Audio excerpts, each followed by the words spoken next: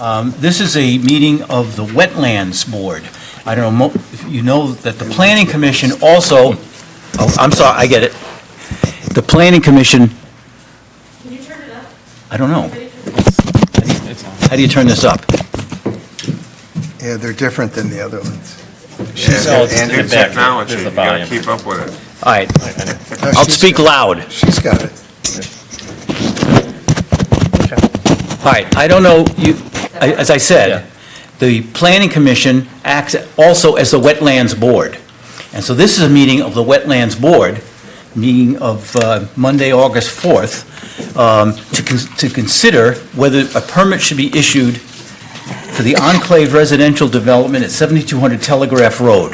Before we do that, though, we need to have approval of the minutes from the Monday,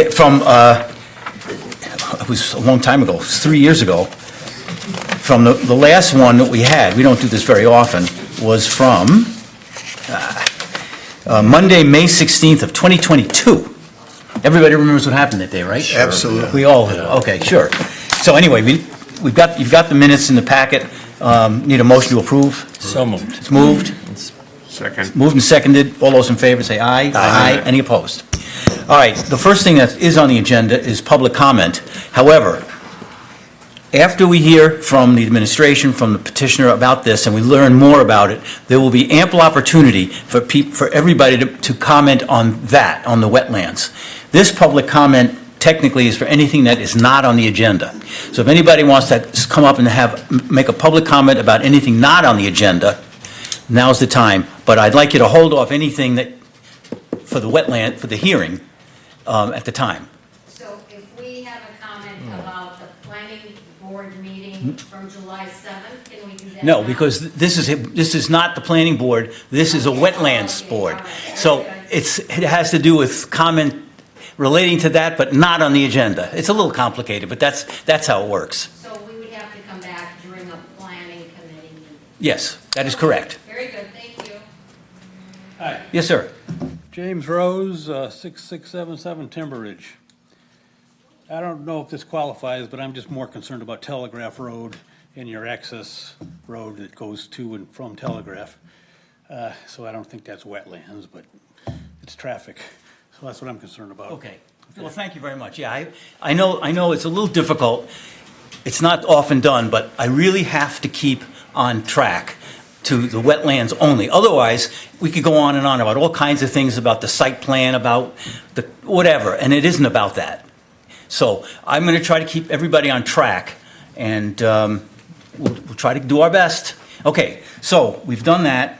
Okay, let's open up the hearing about the wetlands. Andrea, would you start us off, please? Yeah, so just a reminder that the Wetland Board's procedures this evening involve consideration of a floodplain and wetlands permit that was submitted through the clerk's office on behalf of Robertson Brothers. You can see highlighted on your screen are the wetlands that are to be discussed this evening. I have provided a copy before you of the review standards and criteria, which are to be your consideration and determination of the approval or denial of the wetland permit. So with that, I would like to introduce Jeff Bridgeland. He works for Niswander Environmental, who is the wetland consultant for the township. So I'm going to have Jeff briefly do a presentation regarding the wetlands on site, Niswander's findings, as well as their response as it relates to the proposed mitigation. And then after that, we will have a presentation from the applicant themselves. Okay, but before we do that, I forgot to do one thing, very important. I wanted to introduce Mr. McCready, our township supervisor, is here tonight. I just want to make everybody aware that he is here. I'm sorry, I neglected. Okay, go ahead, continue. Yes, thank you. So welcome, Jeff. Hi. You can talk at, actually, you got to talk at this one because you got to use the PowerPoint. My bad. Just, you can turn that button on at the bottom of the microphone, bottom of the mic to green. There you go. Okay. All right. Hello, my name is Jeff Bridgeland. I'm an ecologist with Niswander Environmental, and we are the wetland consultant for the township. We were asked to do a wetland boundary verification starting in June 2024, where we go out and basically review the wetland boundaries as they were flagged by ASTI That area was flagged in May of 2024. So we took a look, we made slight changes and asked that they extend the wetlands slightly, but all in all, it didn't change too much. Their boundary was accurate, and when it's all said and done, there are 6 wetlands on the property.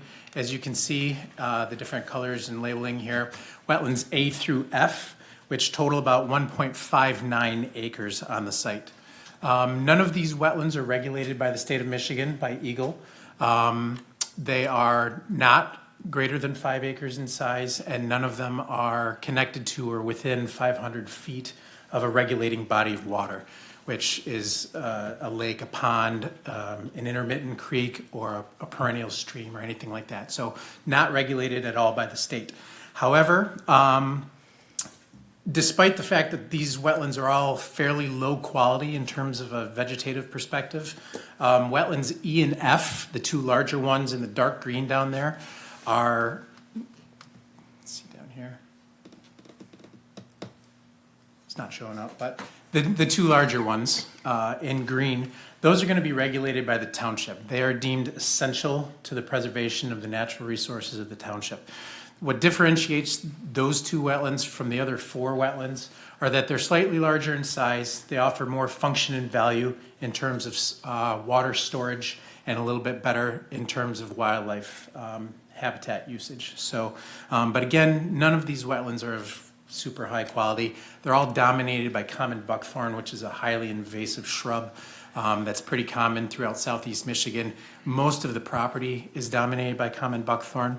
I guess another thing that separates wetlands E and F from the other 4 is that E and F are a little bit more diverse, whereas the other 4 are really just kind of little small depressions in the landscape that are dominated by buckthorn.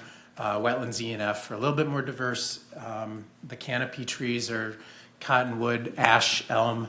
There's some diverse sedges in the understory, some ferns and things like that. So slightly higher quality, so those were deemed essential and regulated by the township.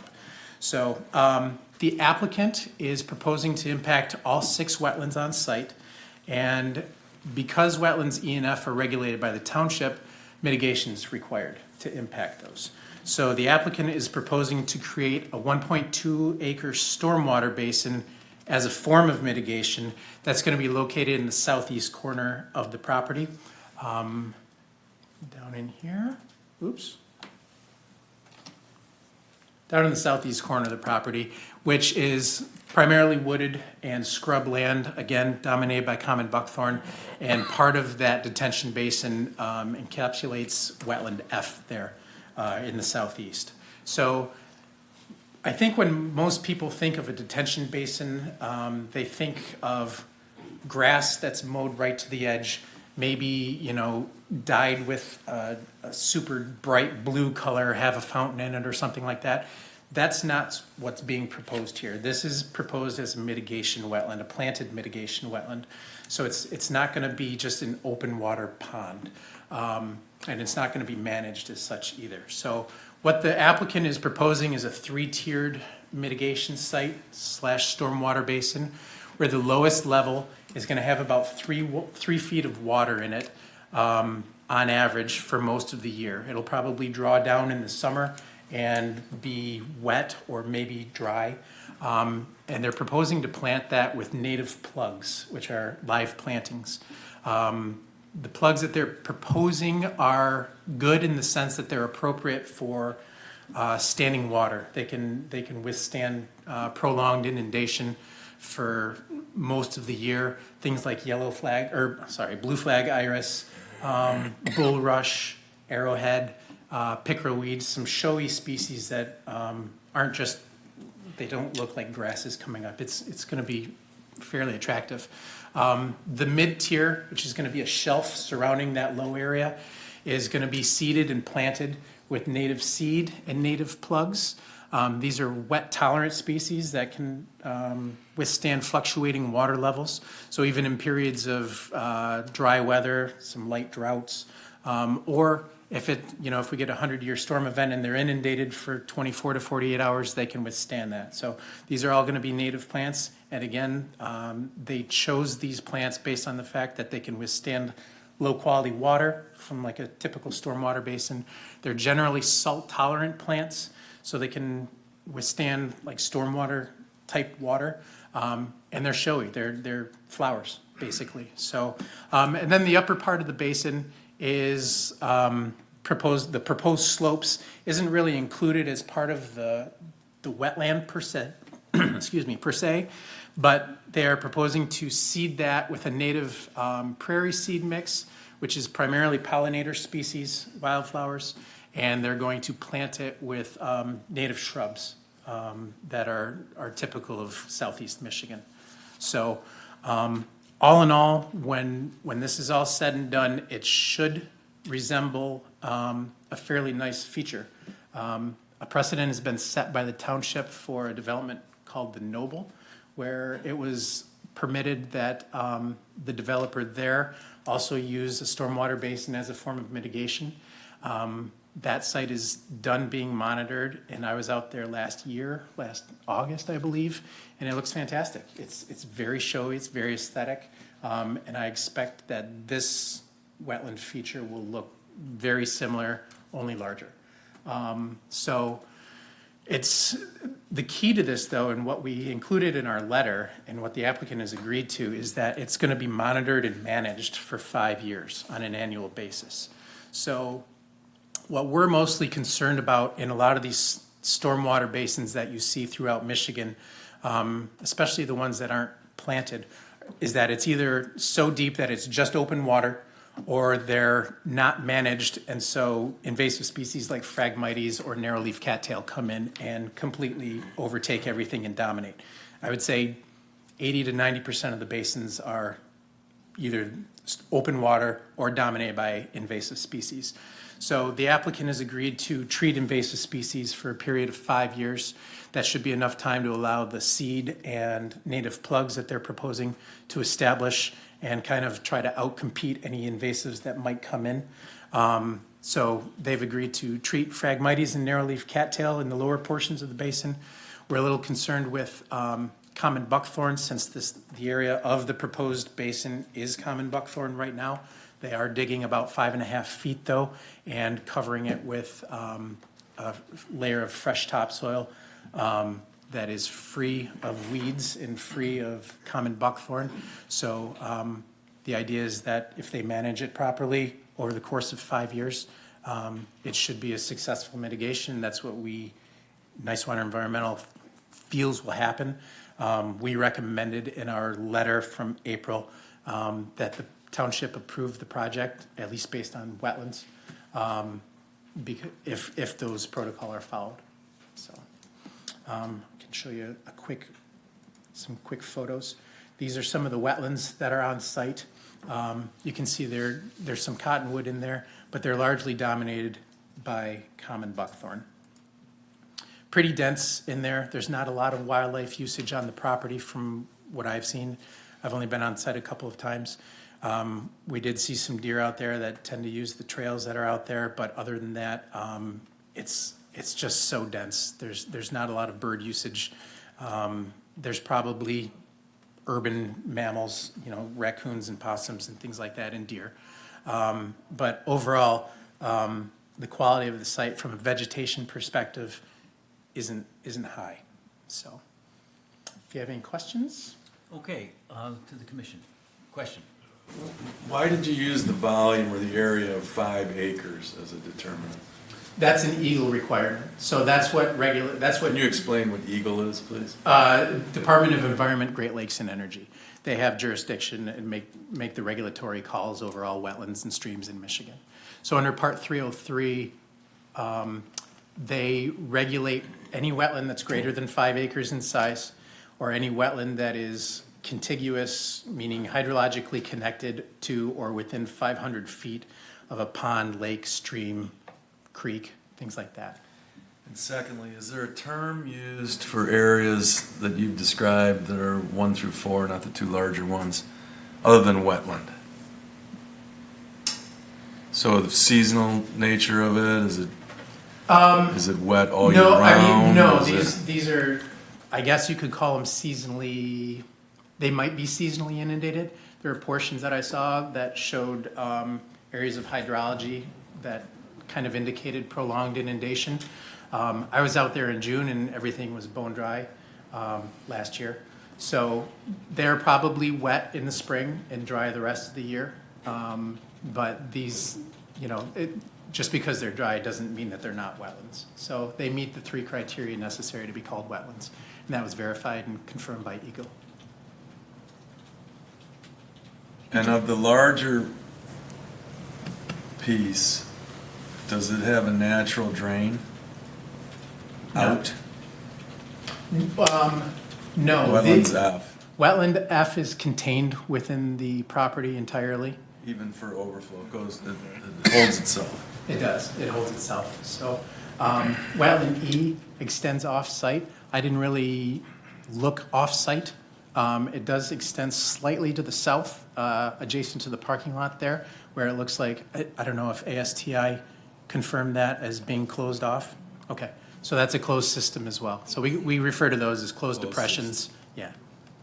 Because you've got Telegraph to the east, the synagogue's parking lot to the south, and residential abutment both on the west and the north. I did not visually confirm that there are any culverts leading to any roadside ditches or anything like that. There may be. I didn't see any. Thank you. Go ahead. Good evening, thanks for the presentation. Back to the 5 acres again, so it has nothing to do with the site, the size of the site, it's the size of the wetlands. It's So- the size of the wetlands. Okay, Total so- wetlands, even if they extend off-site. So, And it's not the case here, but it's just for my own information. Sure. If the sum of all the wetlands on this site equaled 5 acres, which we all know they don't, would that matter, or in the eyes of Eagle, or not? no, it has Okay. to be individual wetlands. So they can be broken by an upland berm or something like that, that separates them.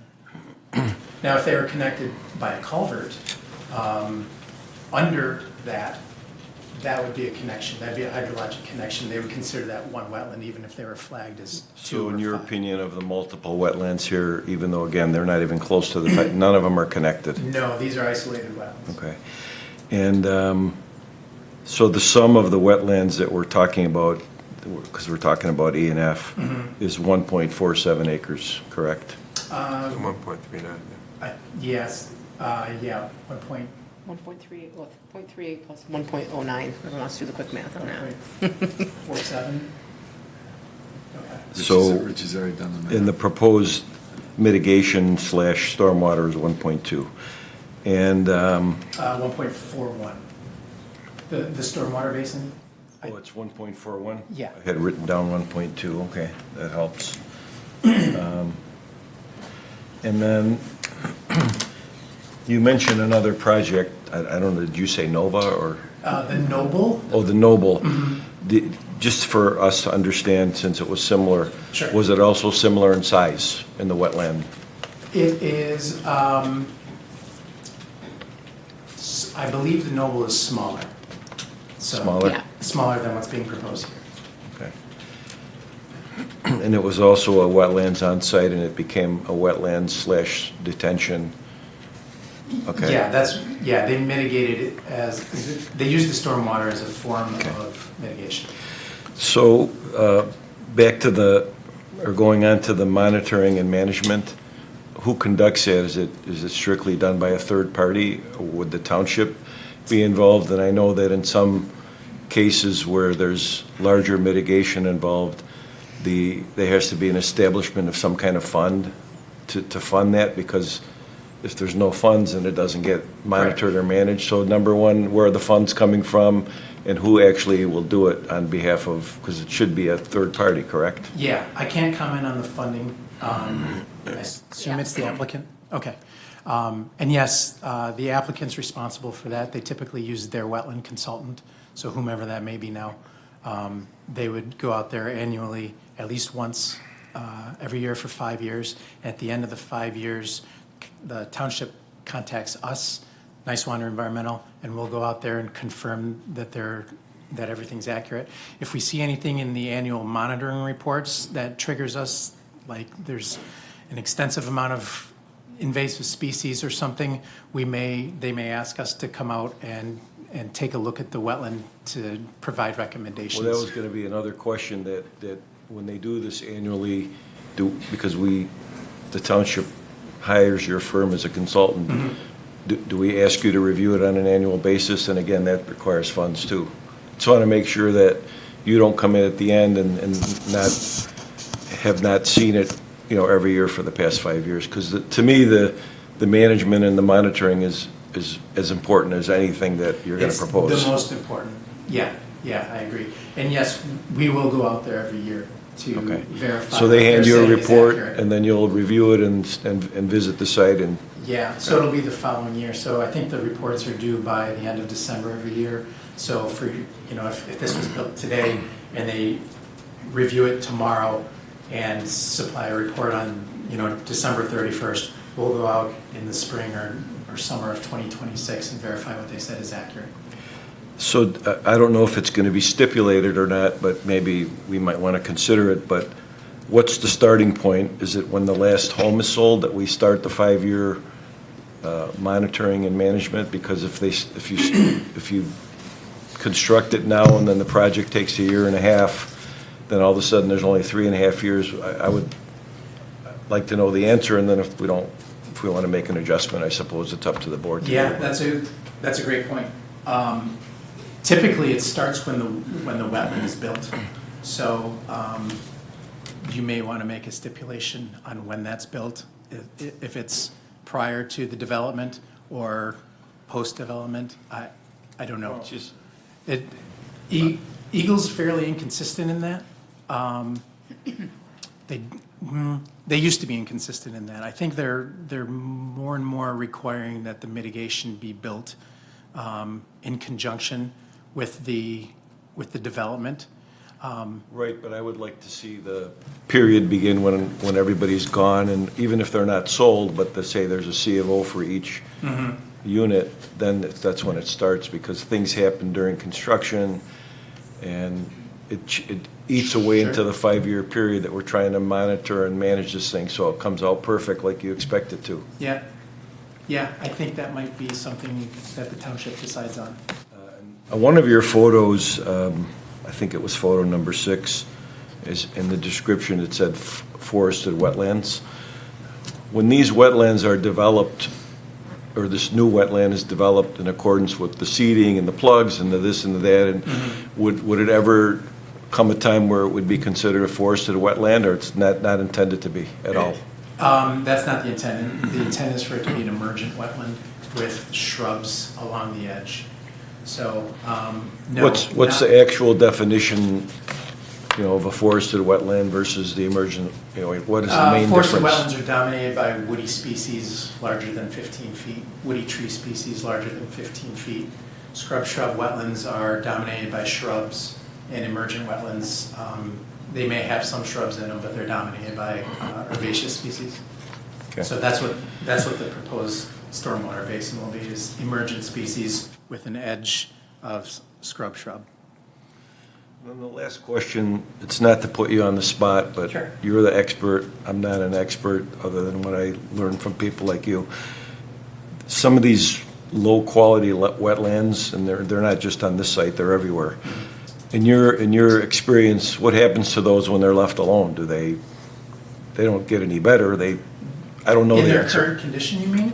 Yeah, if you leave a wetland alone that's not managed and it's covered by invasive species.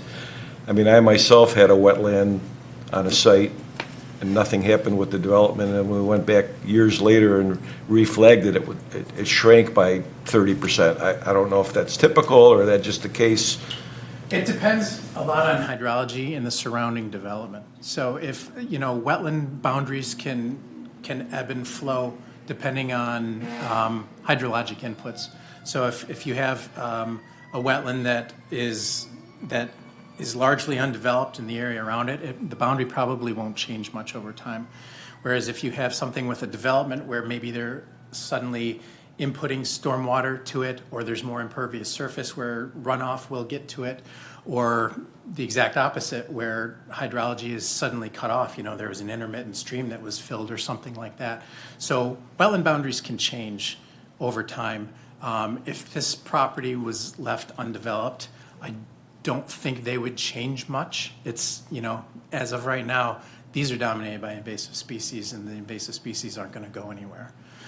So would the quality, if I was living there or next to it or whatever, would the quality of your, 1.41 managed and monitored be more valuable to the environment than a higher amount of acres but in a low quality? How do you figure that out? In this case, I would say yes. The proposed mitigation site is going to offer more function and value than what's currently out there, in my professional opinion. It's going to be more diverse. It's going to offer more for wildlife. It's going to offer stormwater storage. It's going to offer groundwater recharge, whereas these wetlands don't really do that right now. If left unmanaged, there's a fairly high likelihood that Phragmites or narrow-leaf cattail or other invasive species could enter and encroach and outcompete some of these species. That's why it's so important to manage it for the first 5 years. You need to let the species that were planted establish. A lot of these invasive species like Phragmites and narrow-leaf cattail in particular, they tend to encroach into areas that are disturbed or that are bare soil or open water.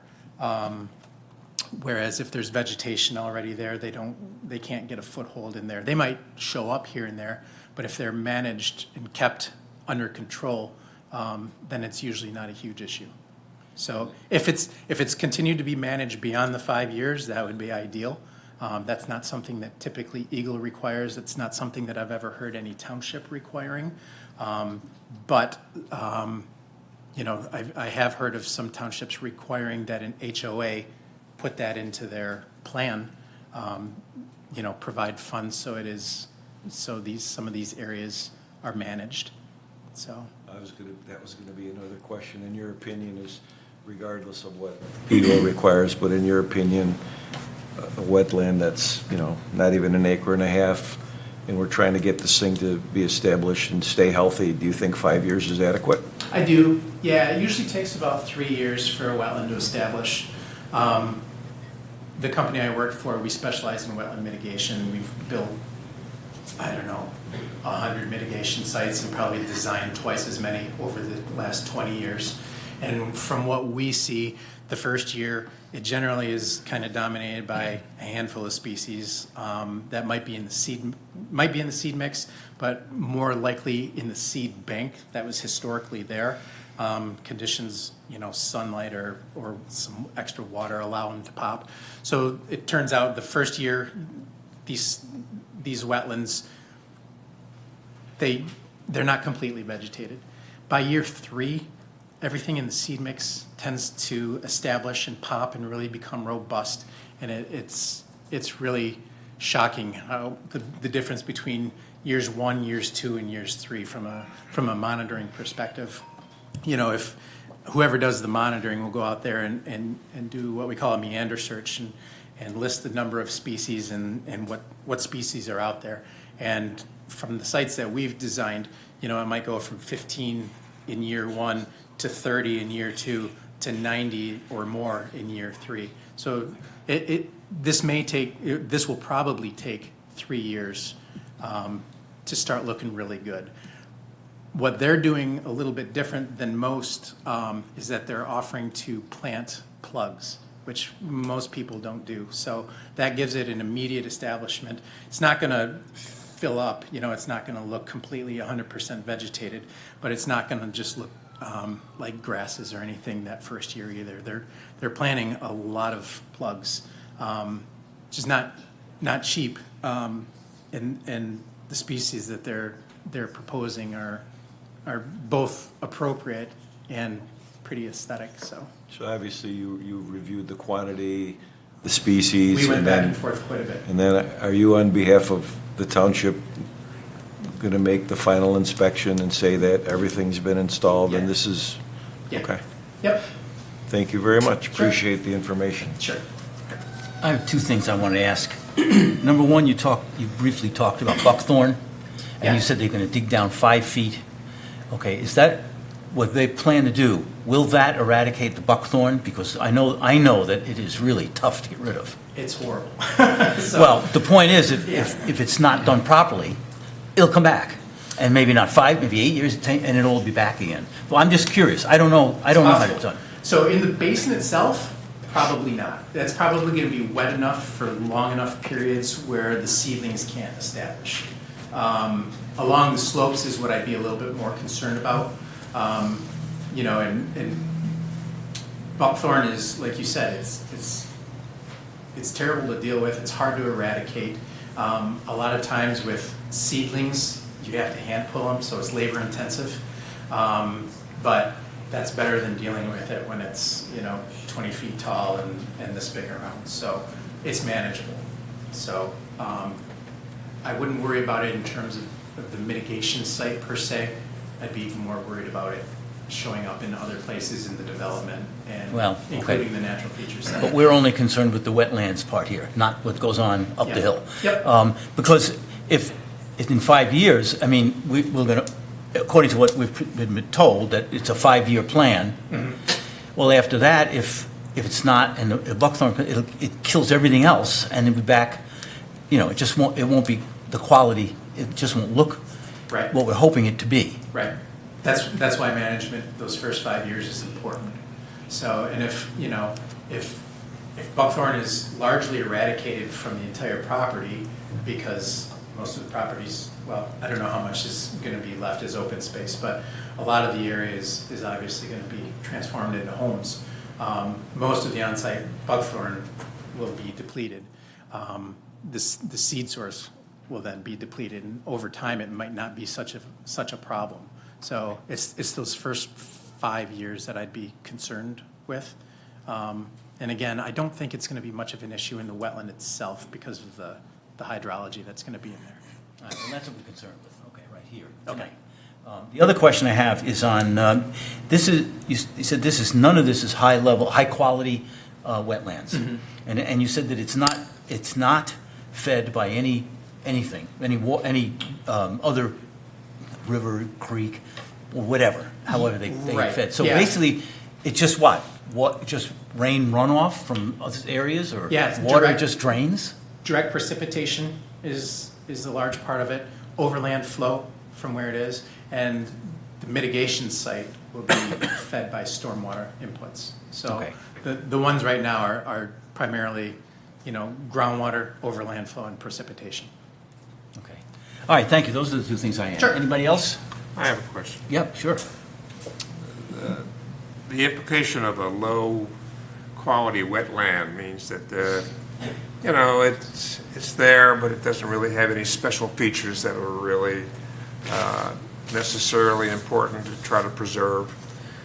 When you're on a mission like this, you go in there and you identify plants, vegetation, contours, soil composition, I would assume, and you're trying to balance not only what the concerns of the township would be, but also the developer and the project itself. Do you also look at the impact relatively to the neighborhood? On the previous map, there are homes around the border of this.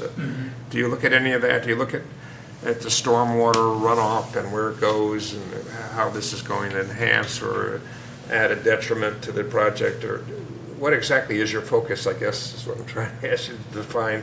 Well, it depends on what hat I'm wearing. So when we're doing a site plan review, we're primarily looking at the wetlands and how they're being impacted, more so than the surrounding properties. I think that's something that the engineers would look at more than what we would look at.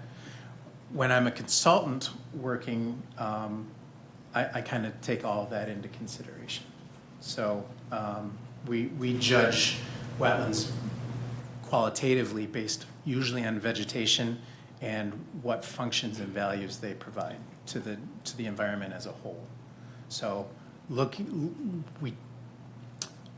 we do look at outside areas, but not so much how they're being impacted, but more so how it impacts the wetland that we're assessing. You know, is something off-site a source of hydrology for the wetland that I'm assessing? Are there off-site sources that are leading to the detriment of this wetland? You know, is an adjacent property dominated by Phragmites or weak canary grass or an invasive species that's impacting the wetland that I'm assessing right now? So does that answer the question? Yeah, I think so, but let me just try to rephrase the concern. You have a residential adjacent neighborhood, and heavy rains or whatever, snowpack, whatever, over the course of, a year or whatever. How does precipitation end up in this area, or will it still be part of that wetland development, or does it have its own drainage going in a different direction? Well, from what I understand from the site, and you may be able to add on to this, but all the water from the impervious surfaces associated with the All development. water from the residential community? And Yes. Streets and all that? Yeah, the from precipitation will be funneled eventually into the stormwater basin. Okay. So should not. That's my understanding. Of this development, singularly. The surrounding area has its own stormwater management through ditches and culverts. This development is not taking on the neighborhood's water. The neighborhood's water is staying where it is. They're building a system around it, as we saw in the last meeting, to take the perimeter and its own impervious surface, and they'll speak to it later, into their own managed system. Okay, any other questions or comments? Okay, then, thank you very much. Very informative. You're up.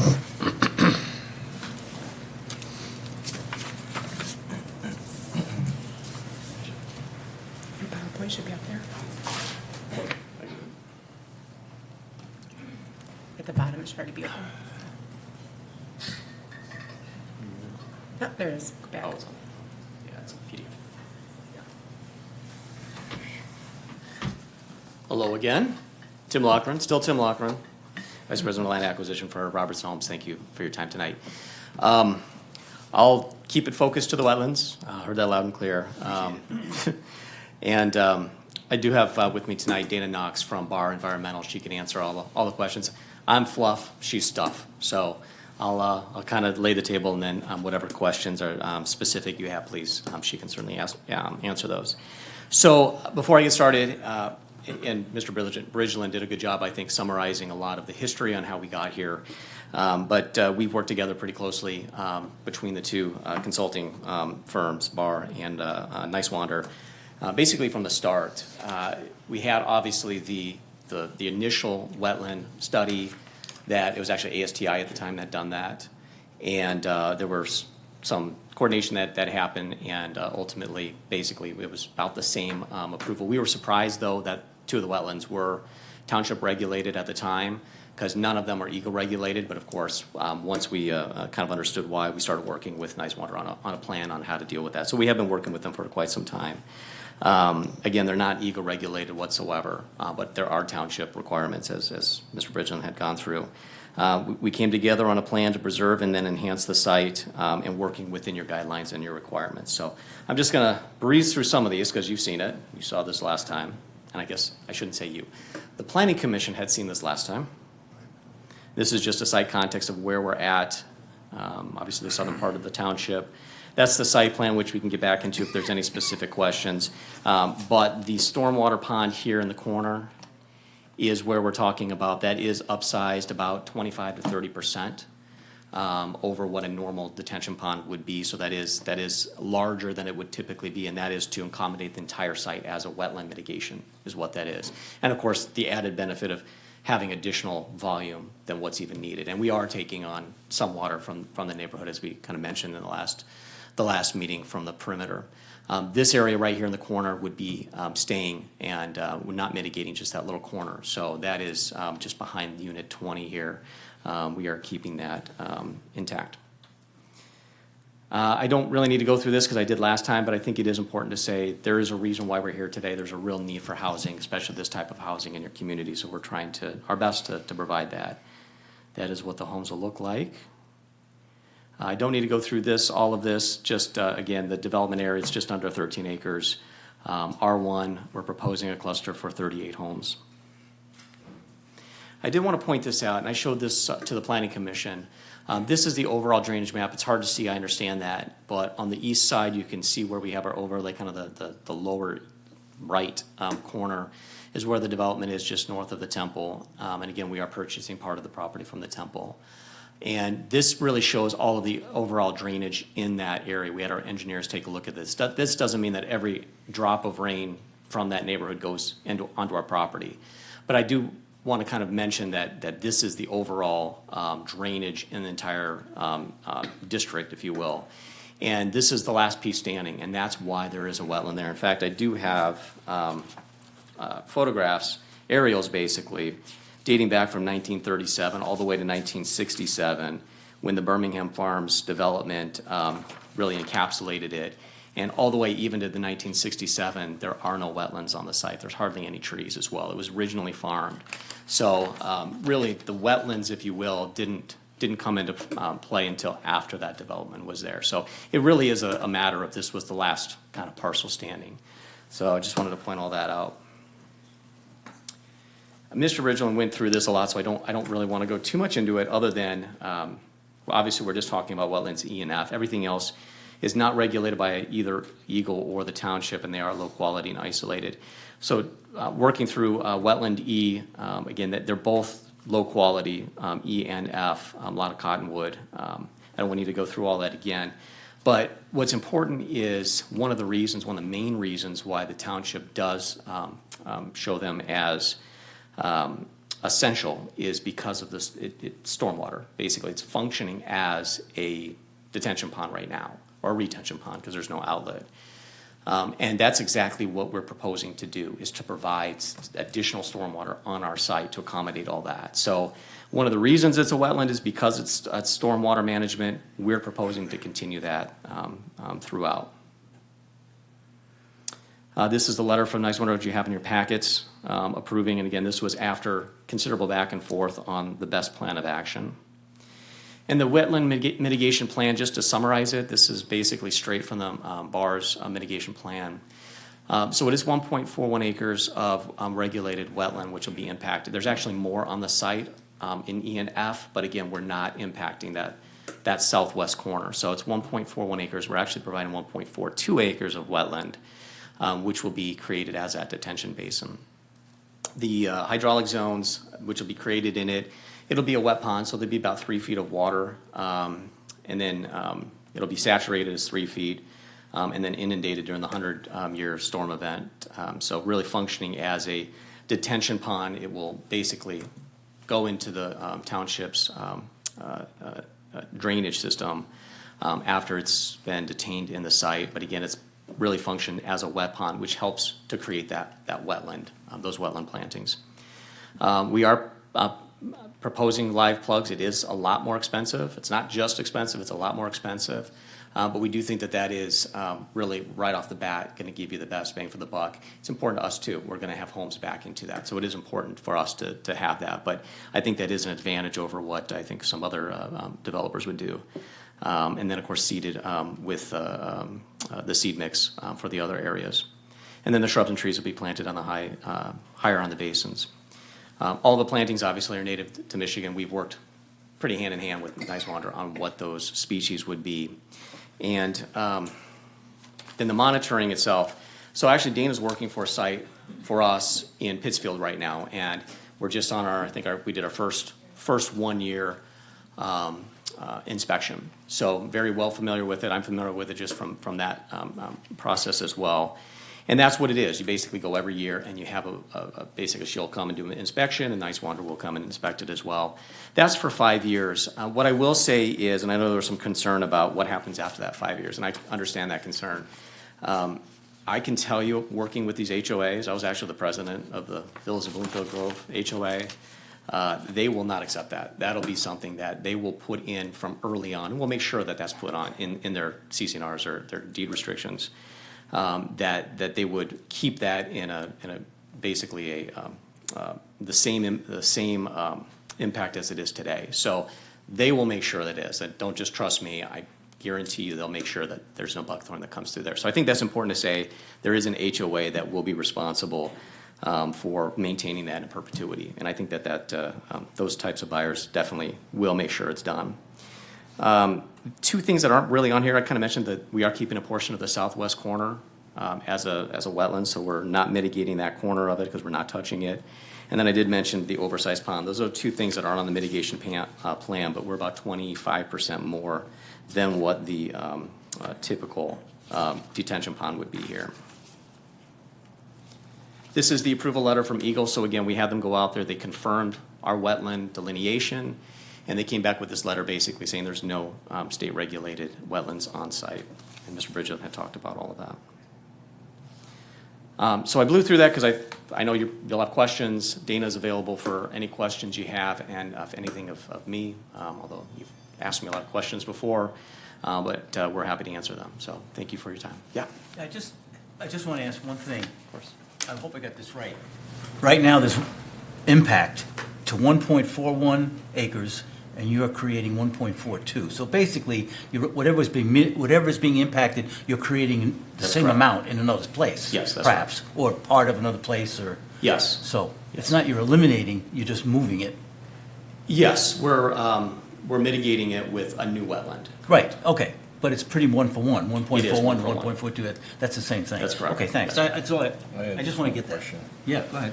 I thought I ran out of questions, but I must have missed something. So this new wetland area is southeast, and you said the one on the southwest is remaining as is? Not the entire site, so just this portion here. And I don't know the acreage, I could do the math, but this is, Is it one of the, it's not E or F though, correct? it is E. Yes. Oh, it is E. Yeah, so if okay. you can see my cursor right here, it's probably about this much that we're saving. Okay, I missed that on the first presentation, so Yeah. that's good. Thank you. Yeah, so I wanted to point out we're keeping that portion. Okay. Any questions for me or for Dana? I guess, pardon me, No. Go ahead. Go ahead. a question of timing has been raised, so I guess it's worth pursuing. It's fair to assume that the establishment of the stormwater detention would happen immediately with the land balancing and the installation of the utilities, storm utilities. When would you, how many phases do you project for construction? There'll be one land development phase. How many for residential construction? So each home is essentially built as they're sold. I would assume we're probably doing 2 a month. And when would you foresee landscaping the southeast corner and establishing the wetland mitigation plan? That would be early on, obviously weather dependent. So if we do this in the winter, if we're grading in the winter, we wouldn't do it there. But it would be very early on. It would be before I'm assuming any of the houses would be occupied. Is it fair to say it would be year one? Yes, it'll be year 1. Which could be a stipulation if you want it For to be. full mitigation of that section. Yeah, again, it's weather dependent. Right. But yes, the intent is to have that as a functional, it has to be a functional pond for us to start moving people in, if you will. Okay, so what's in Can I that? add something? The time of year is Yeah. going to be important If- too. Dana?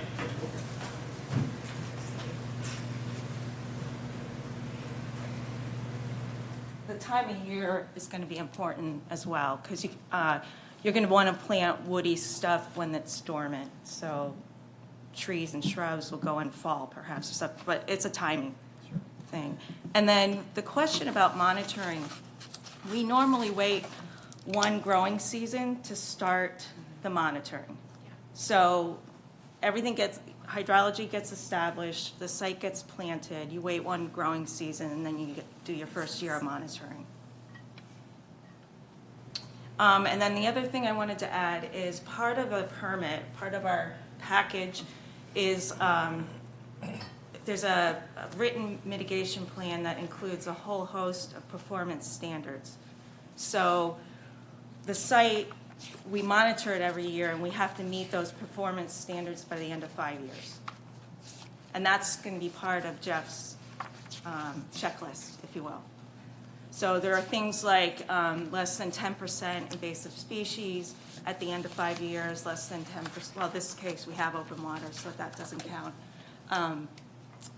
A certain number of native species at the end of the 5 years. And if you don't meet those performance standards, then you have to do some kind of corrective action. Thank you. I got it? Yeah, I think he's on record as saying it's one of the, I mean, the storm detention has to be put in immediately. It's the first thing you gotta do. But it's on record that the plantings are gonna be within the first year, which I think is the right way to go. I'll just, sorry. No, If I go can just ahead. add, there was a question about, I think, a bonding requirement, where I think we did that in Pittsfield. We're happy to do that as far as, and paying, obviously the Nice Wonders consultants fees to go out there and inspect it. We would anticipate that would be something we'd have to do. So we understand it. We know there's a 5-year requirement, and we know you'd want to have security that happens. So we're 100% fine with that. The thing, to follow up on that, and also what you said before, the timing, the 5-year plan, if it starts on day one, you're building in the first 2 years anyway. But you said it takes 3 years, I think you said that.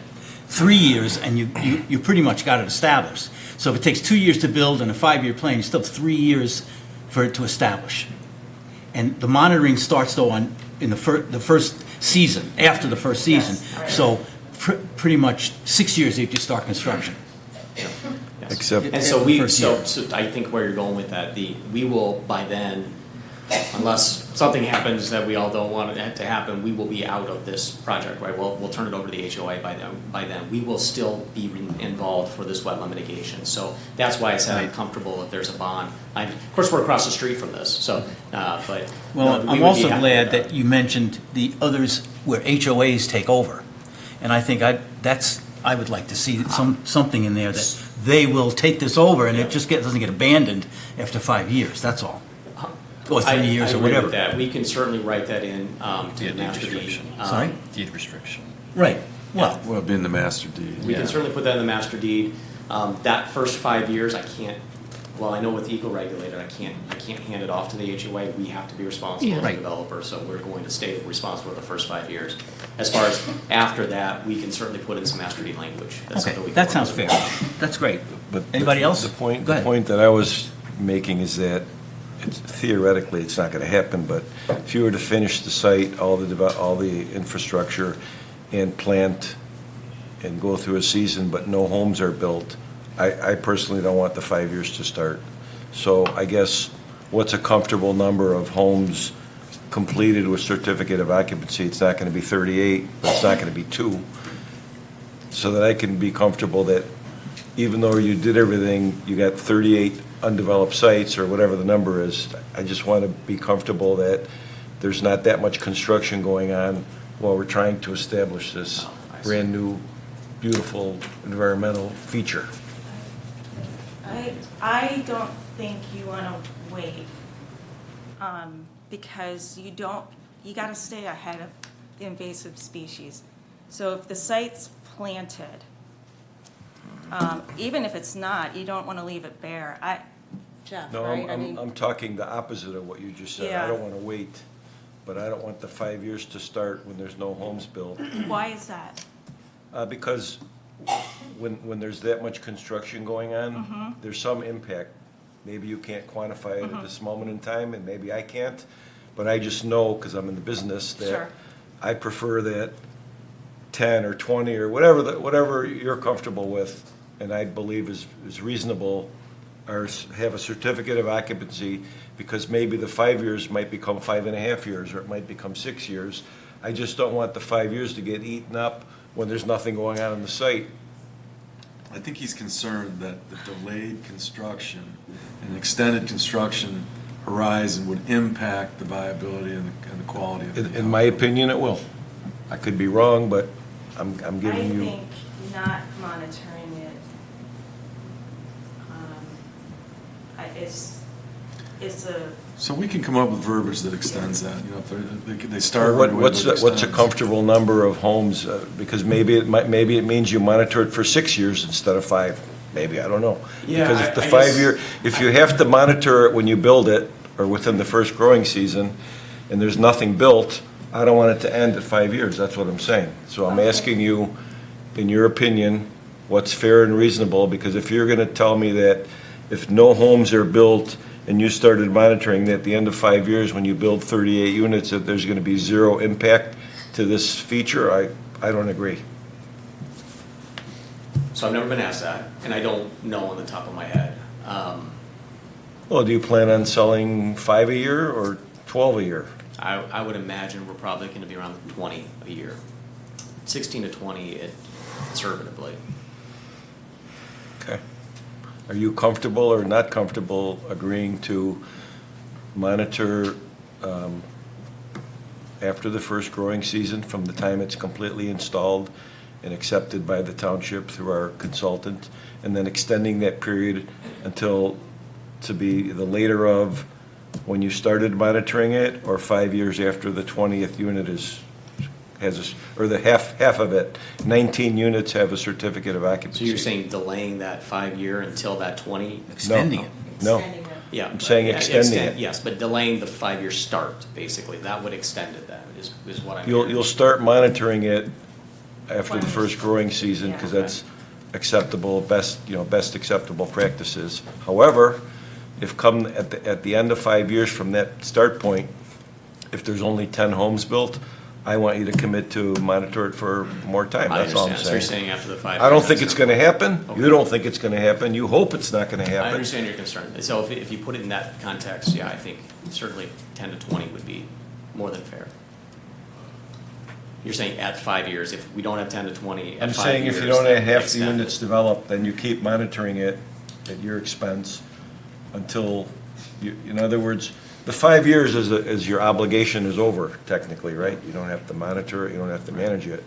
I'm saying I want you to manage it for 5 years, starting on the first growing season, but 5 years after the 50%, let's say 19 units are completed, even if they're not sold. It's the disruption, it's not whether the check is cashed, it's the disruption that goes on. In my opinion, there's a risk to the development, that's all I'm saying. Yeah, I guess in this instance, I would defer to the experts as it relates to the wetlands, because so I'd defer to Jeff maybe to give some direction on that.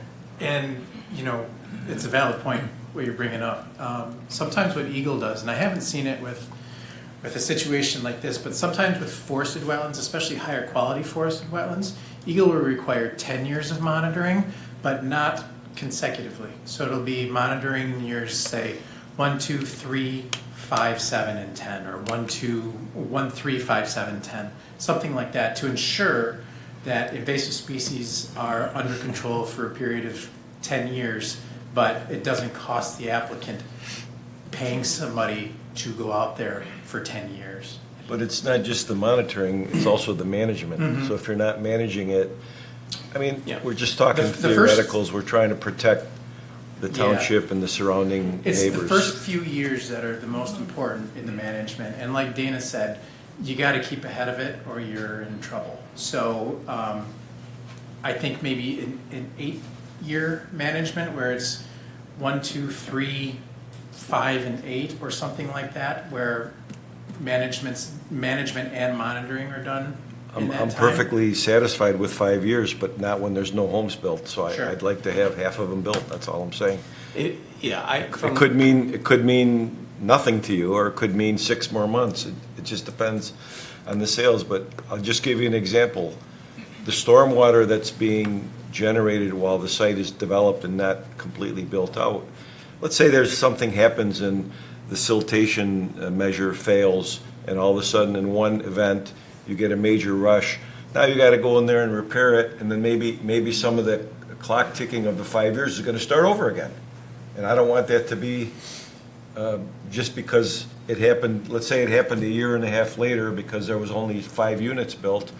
Well, now the 5 years of establishment is gone because there was damage, and now you have to start over again. All I'm saying is give us the protection of 5 years of monitoring and management after half the units are built, that's all.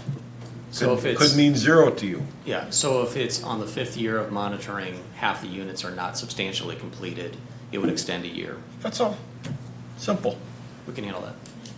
And for the reason stated, because there could be some impact to the, beautiful feature that you're gonna build due to the fact that there's Yep, more I understand where you're construction coming going on. So it's You're gonna 5 tell years. me you've never had a guy not clean out a filter or have an No. event, or it's plugged up and he goes and pokes holes in it, and then all of a sudden it rushes into the pond, and now you gotta replace, even if you had to replace 10 or 15% of these plugs, not only do they cost you money, but the cycle of them establishing has to start over again. That's all. Okay, understood. Okay. Thank you. Okay. We can handle it under our All right, conversation. the next step is to hear from the public, to hear from, the hearing. I'm going to go over some of the ground rules again. You each have 3 minutes. That's how it's always been done here in the township and all over. You have 3 minutes to speak. It needs to stay on target, on focus on the wetlands. If you want to come up and talk about the traffic on Telegraph Road, I'm going to cut you off, and that's not if that's acceptable. It's not an abridgment of your free speech. You can say anything you want as long as it's regarding the wetlands. So just be mindful that if you start moving away from it, I will cut you off. We don't want that. I don't want that at all. Okay. So with that, we all ready? It's all right. Okay. I'm going to open up the public hearing. You need to come up to the microphone. Wait. Can you get that clock back on here? We had it once. All right, and then I need your name, your address, the usual stuff. And then the clock starts. He's working on it. Huh? He's working on it. Yeah, well, let's see if we get that up. Otherwise, we'll have to use the phone. We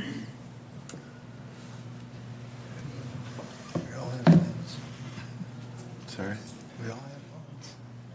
for the clock. Yeah. Is there something you just put up? Yeah, we have a timer. He's working on board meetings. All right, you know what? We can start. I can take care of it right here until you get it up. Okay. You That's got it? fine. You can cut me off. It's fine. I'm Marcy Deschner, 6924 Cedar Brook. I guess I'll start with, a group of us send some comments and questions over as well beforehand. A lot of us were on vacation this week. Again, the timing of the meetings, the notice of the meetings, we found out a week and a half ago. So it's very frustrating. We're not experts in this, and we had a whole meeting on the 7th that this never really came up, the wetlands, how big they are, how much they would impact the design, the drawings that we saw before of this highly dense condo proposal. We know there's issues when you build on wetlands. We know of other subs that have problems in the township and in the area. So we're concerned about there's no buffers between some of these areas and the parking lot. And there's more focus on decorative plants, an expensive retention pond. Obviously, this builder's well-funded. The main thing we've been asking for, given the high water table, the known drainage issues, stormwater, all of that, is please lower the density. Please move the density away from our sub.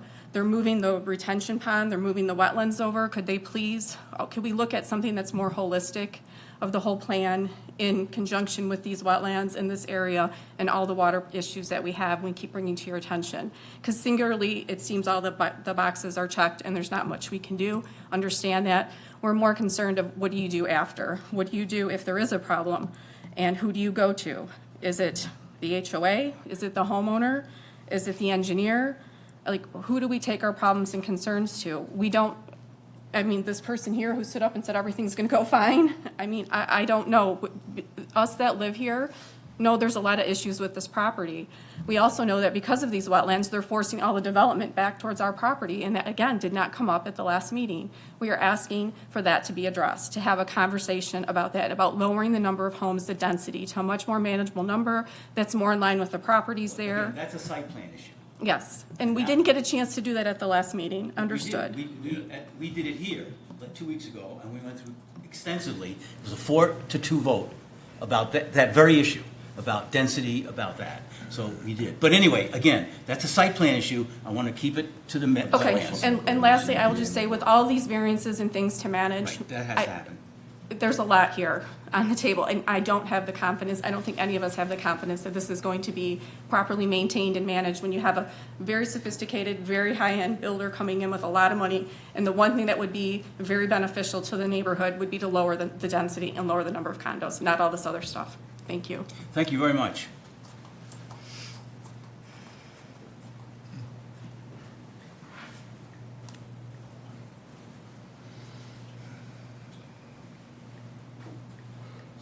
Don Elder, 7145. Come up to the microphone so it's recorded. Don Elder, 7145 Glen Grove. This is from what we got from Robertson Homes. This is it's an elevation showing on Cedar Brook and Glen Grove. Cedar Brook is higher, Glen Grove is lower by 5 to 7 feet. Our ditches are even lower than that. I know we're not supposed to mention density here, but I just have to mention that putting 38 holes in the ground versus maybe 24 that fit, this is going to impact us. We're pulling 500 trees out. They all have groundwater that they pull in through the root systems. They're gone. Okay, we're putting in sidewalks, we're putting in roads, we're putting in roofs that have downspouts. The canopy above won't have any way of stopping it. We have on Glen Grove, from the north side of Glen Grove, on the east part of the street, on north, 11 homes to the south, they all go into a ditch or a pipe about 1.5 feet around. There's water flowing through there all the time. Only 11 homes. This proposal is to put 38 homes in, and we're lower. We have enough problems. We have sump pumps running every 3 or 4 minutes, 365 days a year. We have people that have battery backups on their sump pump in case there's a power failure. We have a water problem. Water standing in the ditches.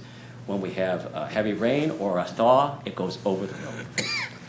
I'm not convinced, on base what I heard here, that we have mitigated the water problems. I think we're contributing to them. We need solutions, not problems. And I believe this is more of a problem than a solution.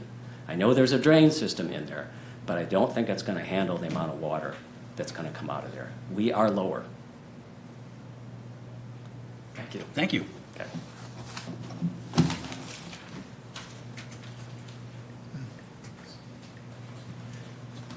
Apologize for the attire. I wasn't planning on being here. It's fine, you're fine. Marcy Uday Riley on Bingham Road. I'm not directly impacted, but I am a member of the synagogue. And I have some concerns about the wetlands. A couple of concerns. And I'm really pleased, Mr. Atto, if I'm pronouncing it properly. Yes. At your questions, I'd like to emphasize and maybe ask them in a slightly different way. When a construction site is in process and trees are being removed, that very activity of removing trees and building hard surfaces is going to alter the wetlands that exist now. You have been talking about the wetlands as they exist today, right now, and how you're going to mitigate them by making them pretty. I can tell you I went through this already when the Glens was built, which has, anyone wants to see what wetlands look like after 25 years? Go take a look at the pond in the middle of the Glens. My concern is that the wetlands themselves are being discussed as how they're going to be made pretty. I'm not confident that during the construction, the impact on the wetlands is going to be managed. So that is one concern. The second thing, this may sound really silly, what about stagnation of the water? Who's going to be thinking about that? Who's going to be managing that? Just 2 questions, and I'm curious to know how those answers will impact this plan. Thank you. Thank you very much. Thank you. By the way, we'll try to get answers to those questions before we leave tonight from somebody.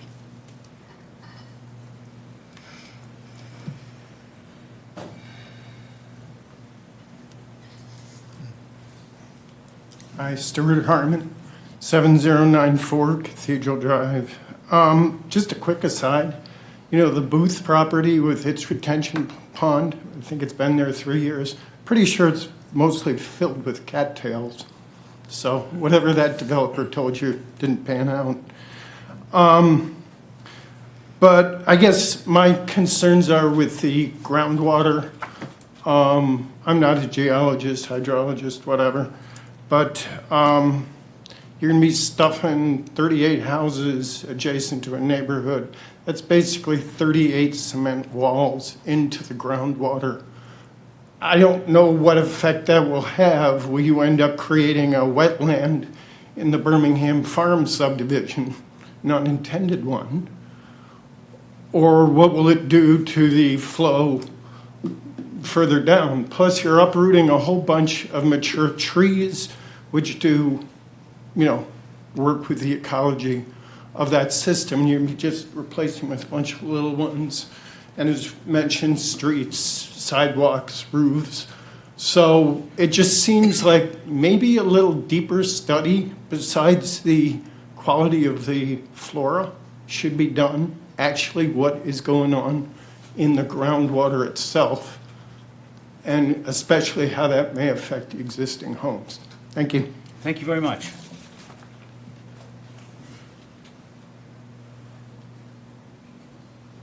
Three, two, okay, go. Good evening. My name is Steve Weiner. I live at 4339 Spruce Hill Lane in the Township. And I also am the former president of the Temple. I have had in my career the opportunity to work on dozens of wetland mitigation projects in Michigan. And I think the Township has probably the second most stringent township regulations of any township in Oakland County. In most townships, these wetlands would not be regulated at all because Eagle doesn't regulate them, so the townships wouldn't. So I applaud you for having stringent regulations. I also would say that the process is complicated and it's ever changing, the way wetlands are mitigated, because technology's improved and the experts are forevermore coming up with new and better ways to do this. I think it's noteworthy that the township has engaged an expert in Nicewander. I've heard that name expressed 3 or 4 different ways, but hopefully that's close. And they've independently evaluated the situation on behalf of the township. And I think it's noteworthy that they've recommended a detailed plan that they've negotiated with the applicant, and that the applicant has agreed to proceed under the rules and regulations per the ordinances that this township has imposed upon them. And therefore, I would suggest that it's logical and appropriate that the Wetlands Board approve the recommendation of the consultant, because the consultant is the expert. And although many people have spoken about wetlands and drainage and all that stuff, really none of us are experts. I've been doing this for 30 years and I barely understand it. It's complicated as heck. So I'm grateful for your time and your willingness to consider that the mitigation strategy that they're proposing is thoughtful and well established, and that we should proceed accordingly. Thank you for your time. Thank you. Thank you.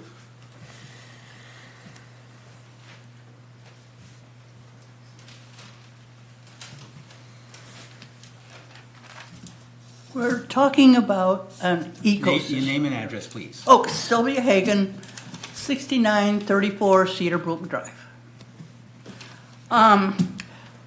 You can't separate the wetlands and the rest of the property because it's all integrated into an ecosystem, which is very integrated and unique. The trees and the rest of the land is part of what absorbs the water, not just the wetlands. The wetlands are a wonderful sponge, and they soak up an awful lot of water. And that's is very important because we have a very severe water problem. And I don't hear anyone addressing the aquifers and the rest of the water that's part of this property. It's not just wetlands. It's the tree roots and all that part helps to mitigate the water. And we're taking down all the trees and there's hundreds of trees. And I do take a little issue with the 1967 where it was farmland. Those trees are older than that. Some of them are huge trees. And most of them are interspersed, but a lot around the perimeter, which protects the subdivision around it. So I want you to look at the whole picture, not just isolating the wetlands, because they can't be isolated. Thank you. Thank you very much.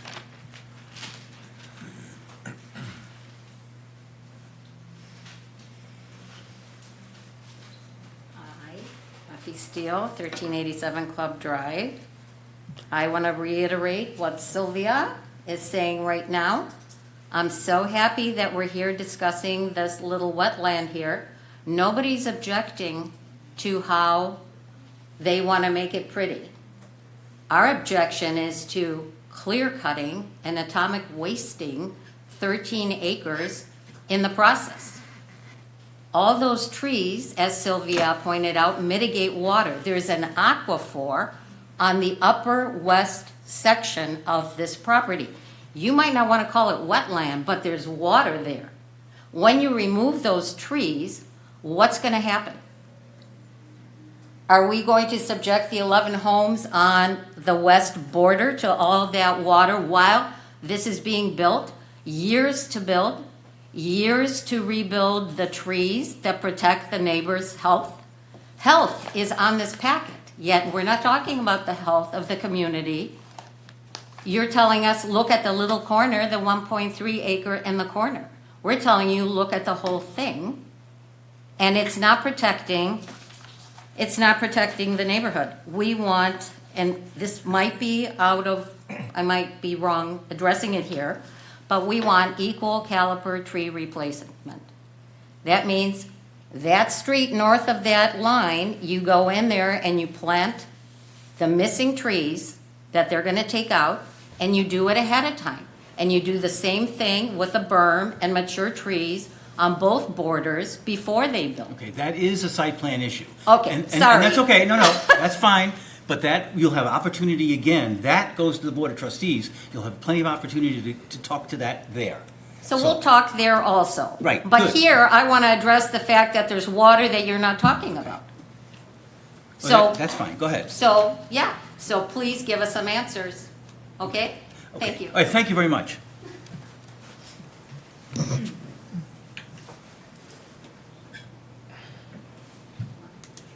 Amandeep Dillon, 7127 Glen Grove Drive. So when I moved to this country 20 years ago, my brother used to live in West Bloomfield, and he said there are two cities over here in Oakland. You can't touch the wetland, you can't touch the trees. West Bloomfield and Bloomfield.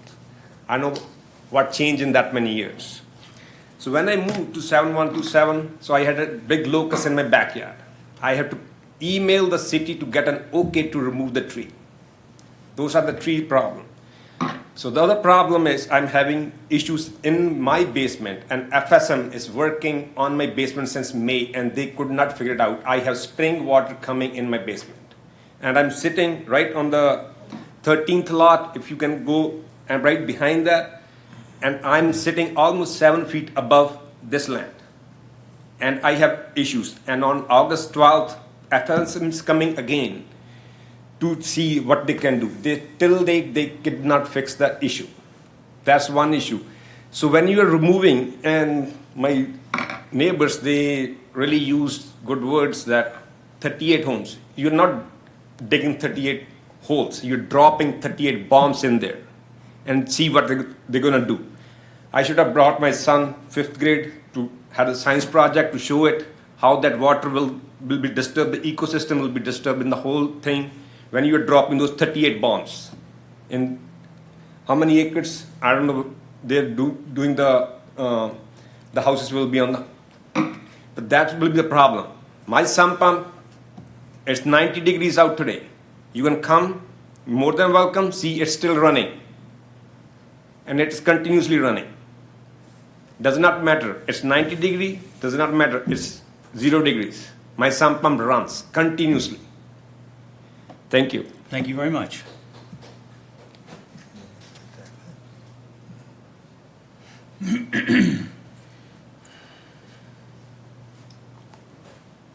Good evening. My name is Jasmine, 7127 Glen Grove. Wetlands are not just empty spaces. They are natural sponges. They absorb excess rainwater, prevent flooding, and filter and pollutants. Once we build over them, we lose the nature protective. Flooding will increase. Existing houses could suffer from foundation damages, mold, and erosion. That will create more problems in our area. So just want to address that. Thank you. Oh, thank you very much.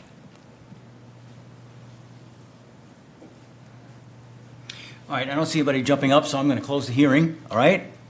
Okay. Hearing closed. Thank you all very much. Thank you all for staying on point, by the way. I do appreciate that. Thank you. Okay, back to the commission. Wetlands Board, excuse me. Comments? Anything? Questions even? All right, let's ask the one question there was one question there that was asked. There were several, but the one that I would like answered about, since this water here, this doesn't have any water that it goes to, any in or out, what about stagnation?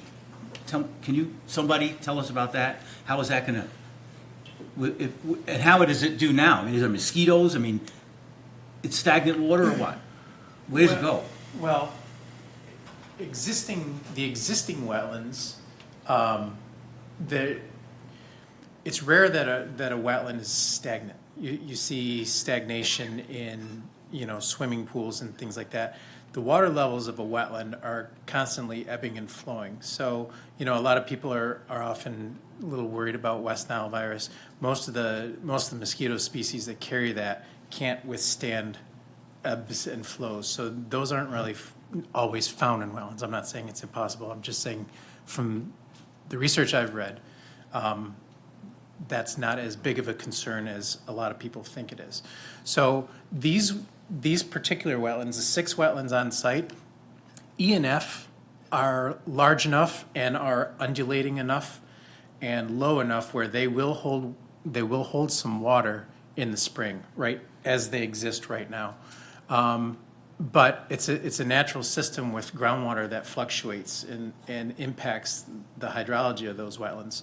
So like I said earlier, when ASTI was out there in May, they may have been wet.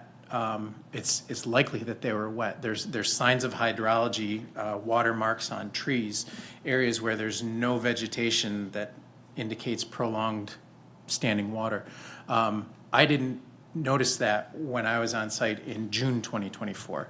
The conditions may have changed from May to June. It's entirely possible. So these particular wetlands, I don't see stagnation being a problem with these wetlands ever.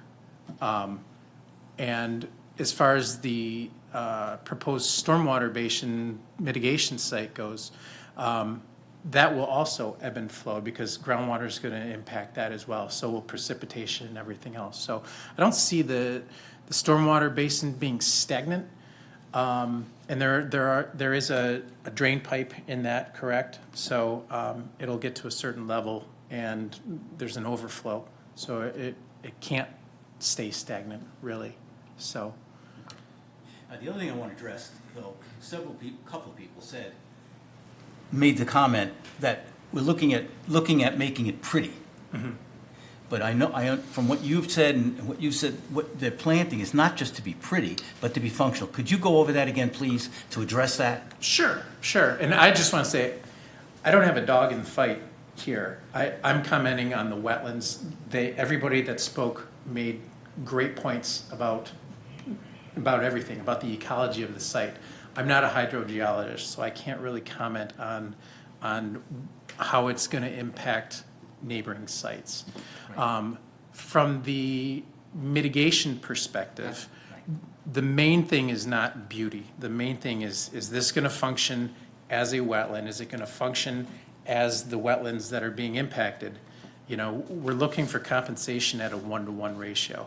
That doesn't mean, in general terms, when we mitigate for a wetland, we're not just digging a hole in the ground and hoping that it holds water like the previous wetland did. There's a lot of engineering that goes behind these groundwater readings and soil types and plantings and everything that they've proposed and provided to us for review makes sense in terms of this mitigation wetland functioning properly as both a wetland and as a stormwater feature. So that's why Nice Water Environmental is recommending, not that the project be approved, but from a wetlands perspective, that this is going to be equivalent or serve more function and provide more value than the wetlands that are currently on site. So that's our perspective on it. Thank you very much. That's the answer I was looking for, but that you answered the question, I think. Anybody, back here again? Could you stay there? Sure. So we've heard several times about people indicating that if they reduce the amount of homes from 38 to 28 or whatever, is that going to make a difference at all in the problems that these people are saying that they have? I'm probably not the person to speak on that. I'm not an engineer or a hydrogeologist. Yeah, that's a site plan. So Theoretically, you're reducing the amount of impervious surface, which means, more water can percolate into the ground. But I'm probably not the person. Well, I guess my question, it's a site plan issue, so I shouldn't have brought it up. I think we should, thanks, thank you. Okay. Okay. It's a good. But it needs to be addressed at some point. Yeah, it does. Well, it Absolutely. needs to be addressed, just like during public comment, everybody had something very valuable to say, and also I want to thank everybody for being so respectful. And what you had to say as far as your concerns, they may not be germane to the wetlands, but they're certainly relevant to the Board of Trustees and the site plan. When it comes, if it comes to the Board of Trustees and as a site plan issue, certainly you need to bring those issues up. As far as, Mr. Bridgeland, he made a very compelling argument, or presentation. It wasn't even an argument, it was just very straightforward and factual. And what we're up here for is just for a very narrow purpose. A very narrow purpose of addressing the wetland issue, nothing else. Anything else goes before the Board of Trustees, goes before the ZBA for variances. We have nothing to do with that. And as far as water concerns, that's again going to be a site plan and engineering issue. So those are not issues for the wetlands board, the wetland board. And as far as, again, the presentation from Mr. Bridgeland, it was, again, as has been stated, he's independent. He's said it many times. He's independent, and he's just giving his best evaluation of what the wetland issue is and the mitigation of it. So I certainly am very comfortable with his recommendation and confident that the only, in my opinion, the only thing to do is to move forward with this and approve the wetland, the wetland permit. It'd be nice if I had it, I just lost it up here. Excuse me. 1 minute, I just had it. Go ahead. Where did it go? Here, you want to use mine? Well, I'm looking for I'll get it. That's why paper's better sometimes. Yeah, I got it right here. This here, would this help? Pass this on. No. No, okay. The recommendation. Thank Oh, you. that, okay. Yeah. Yeah, I got Thank it. you. Okay. Thank you. So there are a couple of things, certainly, that, I would make the motion unless there's further discussion to approve the wetland permit for the activities as proposed, subject to the conditions required by the Township's Engineering and Environmental Services Department and Township's wetland consultant, Ms. Wander Environmental, and subject to the approval of the enclave site plan by the Township Board, in addition to the additional condition that the Wetland Board has made very clear that they want to have some language in there regarding the monitoring. The monitoring at unit number 18. Rather than a number, Go ahead. just in case the density changes. Yeah. 50%. 50% of the approved site planned units. At that point, we have the monitoring up to 5 years from 5 that year point. Yeah. And then, I don't know where the language comes from about the funding, whether it's a bond or whatever, you're handling that? Yeah, they'll have that. All right, there's a motion on the floor. We have a second. Yeah, I'll second. Okay, discussion on the motion. Now, I want to just point out, as chairman, I'm supposed to be the policeman here, not you, me. To make sure people stay on point, to be respectful of what we're doing, and I want to thank you all, because you were. It worked. Now, the concerns that you all brought up are absolutely important concerns, and they need to be addressed. But again, I encourage you to go to the Board of Trustees, to the Zoning Board of Appeals, to address those issues, because they are important. But as far as the wetlands themselves, what they presented is a mitigation that it seems to be it works. The experts said it will work, that it will be at least as good, if not better, than what's there now. And so I concur, and I support the motion as you put it. But again, please go to the other boards and talk about the water in the basements, talk about all that other stuff. That's important. But again, not for here. So, any other discussion on the motion? I'm sorry, go ahead. Yeah, I seconded the motion to move it forward. Okay. Then I'm going to call for a vote. All those in favor, say aye. Aye. Any opposed, say nay. Okay, so the permit is issued. That's what we do, okay? And I want to thank everybody who was here to tell it what you thought, staying within the time limit and being very respectful for our process. Thank you. All right, we do have a couple other things on the agenda, just to take a minute for the people to just take a minute.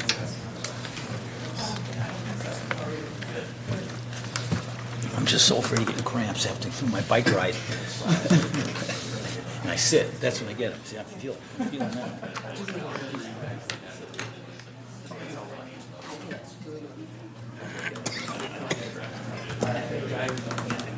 All right, we only have one other thing, really. Let's just finish. Yeah, let's talk about it. We have, on the agenda is meeting start time. What do you want to? Sure, there's been some Folks, can we just have a little, please? We're still meeting. Yeah, Thank you. feel free to go outside to the lobby. Oh, yeah, stay out as long as you like, but. Okay. Get out. Okay.